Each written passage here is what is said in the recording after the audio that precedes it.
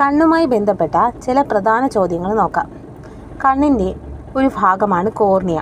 കോർണിയയിൽ പുതിയതായി തിരിച്ചറിഞ്ഞ പാളിയാണ് ദുവാപാളി. കോർണിയയിൽ പുതുതായി തിരിച്ചറിഞ്ഞ പാളിയാണ് ദുവാപാളി. ദുവാപാളി കണ്ടെത്തിയത് ഹർമിന്ദർ സിംഗ്. ആരാണ്? ഹർമിന്ദർ സിംഗ്. കൺജങ്ക്റ്റീവയാണ് ശ്ലേഷ്മം ഉൽപ്പാദിപ്പിക്കുന്നത്. ഈ ശ്ലേഷ്മമാണ് നമ്മുടെ കോർണിയ വരണ്ടു പോകാതെ സംരക്ഷിക്കുക. കണ്ണിൻ്റെ ഐറിസിന് ഇരുണ്ട നിറം നൽകുന്ന വർണ്ണകം മെലാനിൻ. കണ്ണിൻ്റെ ഐറിസിന് ഇരുണ്ട നിറം നൽകുന്ന വർണ്ണകം മെലാനിൻ.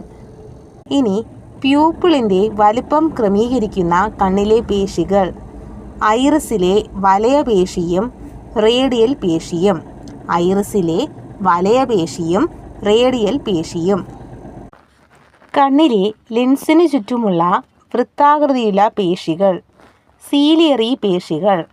കണ്ണിലെ ലെൻസിന് ചുറ്റുമുള്ള വൃത്താകൃതിയിലുള്ള പേശികൾ സീലിയറി പേശികൾ.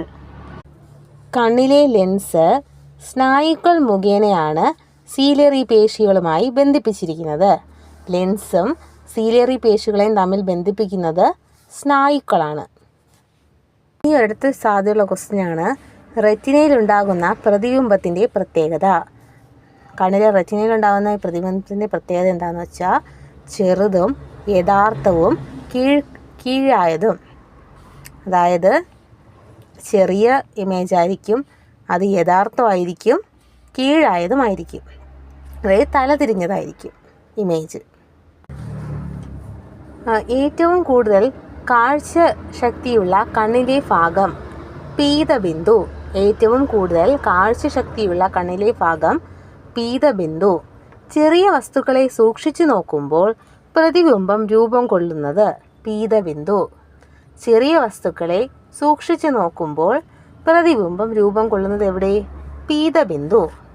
നേത്രനാഡി പ്രകാശഗ്രാഹി കോശങ്ങളിൽ നിന്നുള്ള ആവേഗങ്ങൾ മസ്തിഷ്കത്തിലെ കാഴ്ചയുടെ കേന്ദ്രത്തിലേക്ക് കൊണ്ടുപോകുന്ന നാഡികളാണ് നേത്രനാഡി. നേത്രനാഡിയാണ് രണ്ടാം ശിരോനാഡി. നേത്രനാഡി എത്രാമത്തെ ശിരോനാഡിയാണെന്ന് ചോദിച്ചു കഴിഞ്ഞാൽ പറയാം രണ്ടാം ശിരോനാഡി.